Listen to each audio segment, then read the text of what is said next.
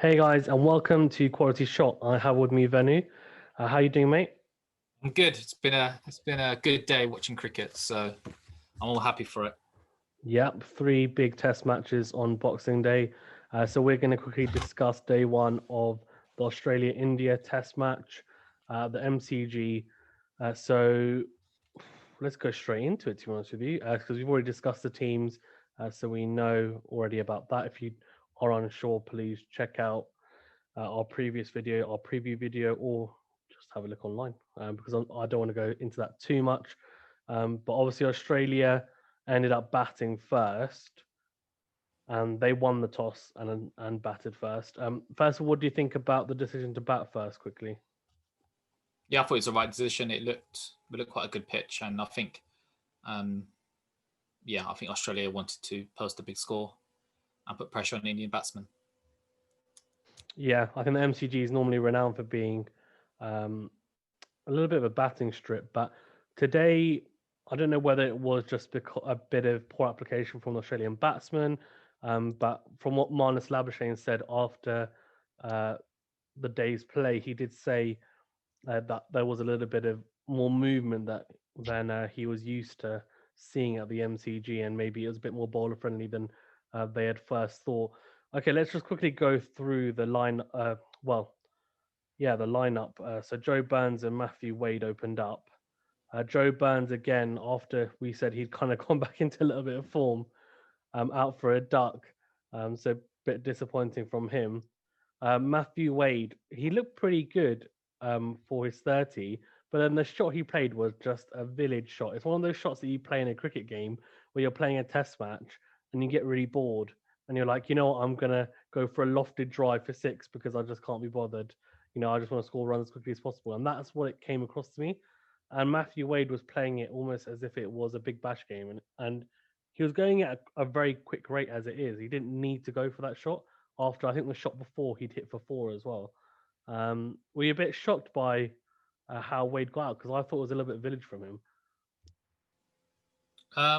I think not really, because I think the previous Test match he got out in quite a tame manner, and you are right in a way. I think he does get a bit frustrated when he gets bogged down and he wants to have some sort of release shot, but I don't think that's required at this level, and especially when you're opening. So I think when David Warner gets back to fitness, I think he will open with Burns. Well, we'll see with Burns, and Wade will probably be down the order. And I think that's more of a shot to play later on in the innings, not at the start of an innings.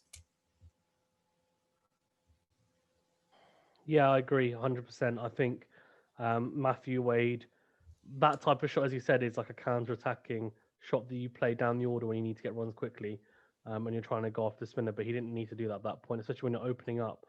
And then it kind of straight away exposed Steve Smith and Marnus Labuschagne pretty much. So they go on. Before we get on to that, can we talk about the way Burns got out? Yeah, go for it. Because I thought Jasprit Bumrah set him up so well, Joe Burns. So so in his over, he first three balls were short balls to Joe Burns, and as a result, he was forced him back into his crease. And guess what his fourth ball was? What did he do? Nice full delivery. A full delivery outside off stump, and Burns just put his back to it, and it was well caught at gully. So I thought he set him up really well. So well done, Jasprit Bumrah. Yeah, good bowling there. I think a good plan put in place to set him up. So that's a sign of a clever bowler with a good cricket IQ. So good to see for sure. So as I said, so after Burns got out very quickly, obviously Labuschagne came to the crease early doors.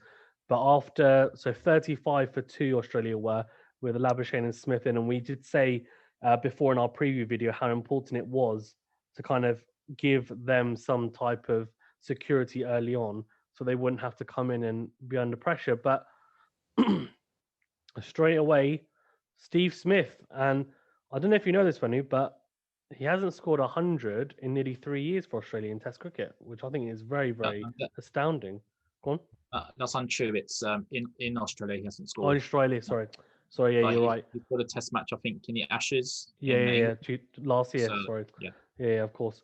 Yeah, so I think, well, yeah, I mean, even then for him, I think he'll be a little bit disappointed, because he's used to these pitches, and MCG. He did say his record at the MCG is incredible, since he started playing, for Australia. So a duck for him. And Ashwin, look, that's two times now Ashwin's got him. I don't know whether it's a plan put in place or whether Smith's struggling. Smith normally is very good, normally a very good player of spin. mm. So a little bit worrying for Australia to a degree, because look, obviously he's their big gun. What do you think, Venu? Do you think this is just a little bit of a blip, and we won't see this in the second innings? He'll make up for it going forward, or do you think there might be a little bit of a downturn of form for him? It's a good question, Fizan. I think a player of Smith's standard, you can never write him off, but I think he's going through a lean period right now, and I think Ashwin is bowling really well to him. They've certainly got a plan towards Smith, and Ashwin is the answer to get him out. And I think it was quite a good move by Rahane in particular to bowl Ashwin within the first hour of the Test match. That's you really don't do that really, especially in Australia, to bowl your spinner within the first hour. So I thought the way Ashwin got Smith out, it set him up really well. So fair play to India and fair play to Ashwin. Yeah, I think normally I I think Steve Smith is a little bit of a rhythm player as well, so he won't be used to facing spin pretty much straight away, even though he's batting at 3 or 4. And if he is, it's when there's lots of runs on the board, so in the back of his mind, there's that security of actually I've got a blanket here, to fall upon. But for him, yeah, I think as you said, it's probably just a small blip. Minus Labuschagne again gritted out a kind of a 48, kind of similar to this 47 in the previous, match. Again, not quite free flowing, only a strike rate of 36. What do you think of him quickly? Yeah, once again, he gets a decent score, but it's disappointing that he didn't. Um, I think minus Labuschagne of last year, I think against Pakistan in particular, he made the opponent team pay like with big scores. So he's got decent scores of 40 odd in this series, but he hasn't converted to a big 100, which he did last series. So I think he'd be disappointed. And how did he get out again, Fazan? So his bowled Mohammad Siraj, Ashwin. caught no Siraj. Siraj, yeah, caught Shubman Gill. So yeah, I just think he's a weird one though, isn't he? Because you kind of want him when you get close to that 50 mark. Players like him and Steve Smith, you normally see them get past that, and then they Yeah. kind of motor, as you said, to Yeah. that 100. So it's a bit. I don't think it's worrying. I just think it's a little bit. It's something in the back of his mind that will be playing on his mind now as a batsman. That I keep on getting close, but I'm struggling to get past that. So hopefully he can convert. Go on. I think with Labuschagne, I think because he made such a big impact early on in his career, maybe that's probably holding him back. His early success possibly is playing on his mind, thinking, you know what, I need to get these scores. I did this last year.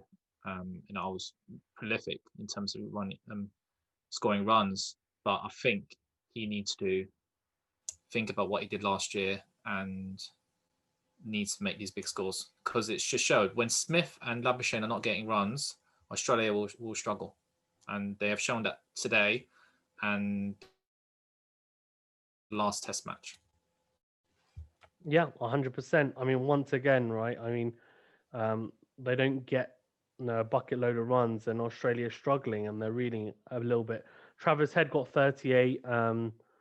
That was a little bit important to kind of get them towards a decent total, and Nathan Lyon did quite well, I thought, towards the end. There was quite a decent partnership between, was it Head and Labuschagne? They had a decent partnership. Yeah, they did. Yeah.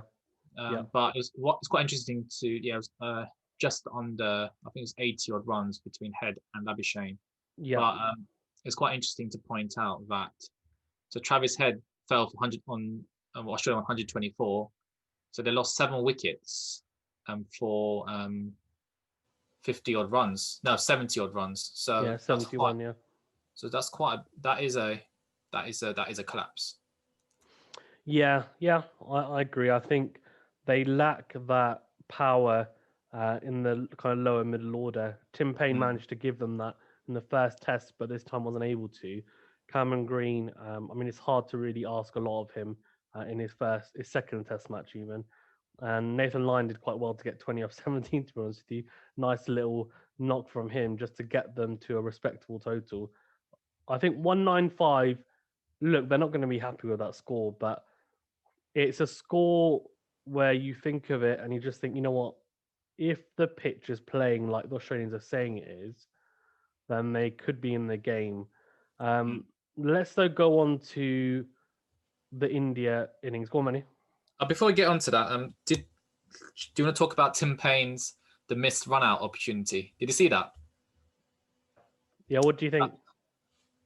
It's an interesting one because the technology wasn't there in terms of it's only 50 frames a second. So if they had 100 frames per second, they probably could have came up with a conclusive evidence. But I think it was a right call because there wasn't enough evidence to overturn the umpire's decision. So I think it was a right call. What do you think, Fazan? Yeah, I think unless you're 100% certain, then you've got to give the batsman the benefit of the doubt. I think there.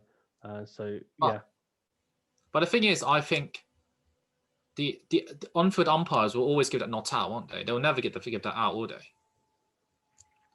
it Because depends. If they think it's out by quite a bit, then they should give it.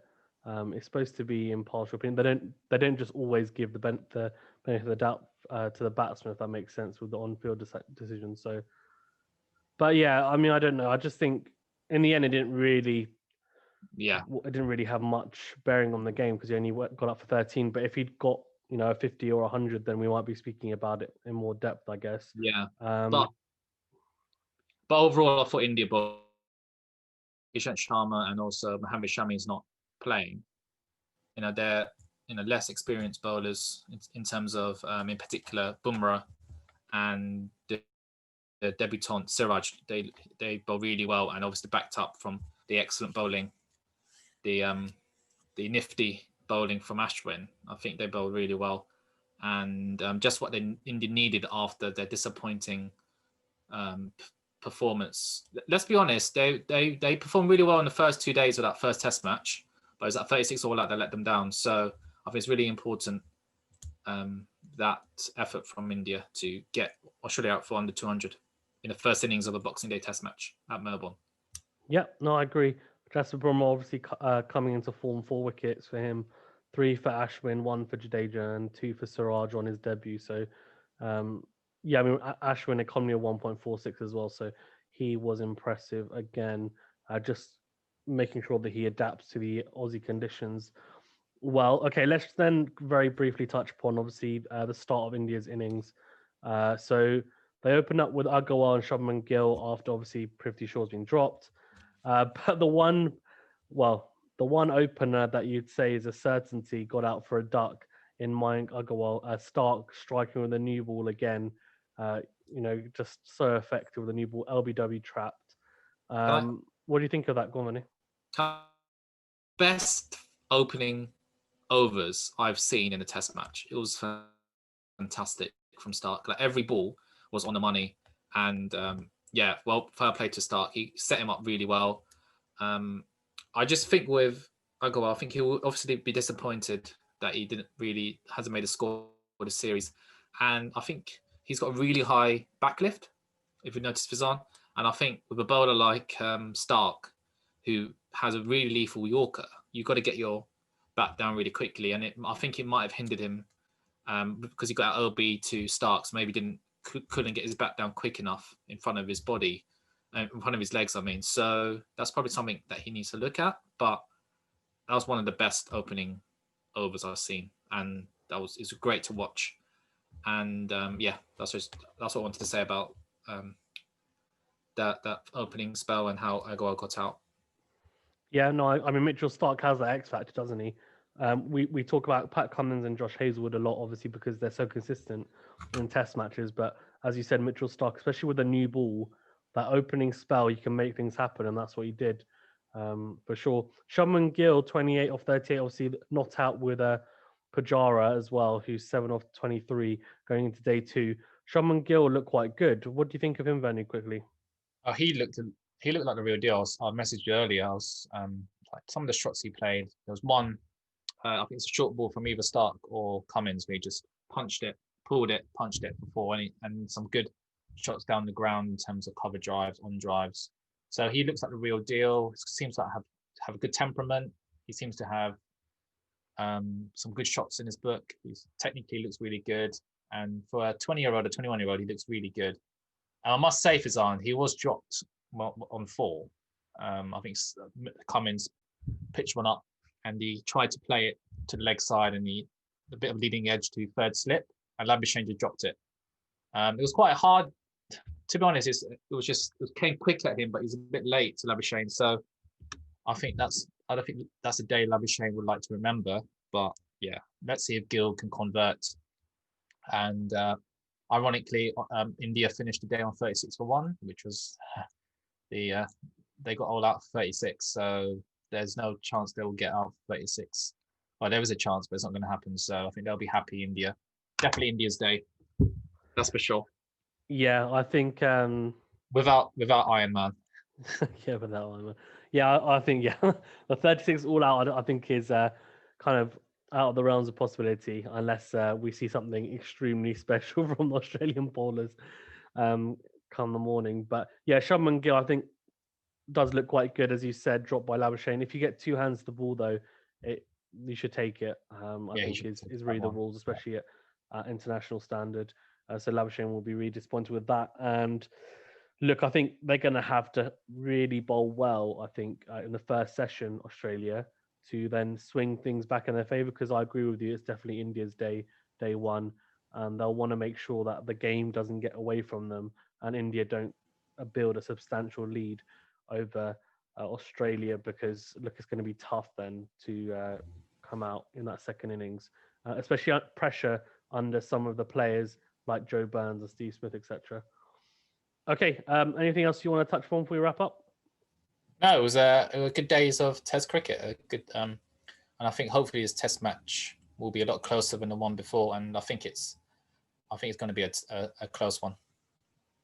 Yeah, I see it probably going 4 days. I'd be surprised if it goes 5, but we'll see. We'll see how it goes. But yeah, it looks like a better contested match so far for sure. But we still about the first one, to be fair. Yeah, exactly. After the first day, we were thinking, yeah, it looks like it's going to be a good Test match. Yeah, but you never know with Australia's bowlers. Yeah, we'll see how it goes anyway. Okay. Thanks very much, Venu, for being on again. And guys, if you haven't already, please subscribe to the channel, Quality Shot. Like, comment, and subscribe to the videos, and check out Venu's segment, Venu's Cricket Catch Up, which is a weekly segment he does, puts a lot of effort into it, and we'll be doing one this week as well. Okay, thanks very much, guys. Stay safe.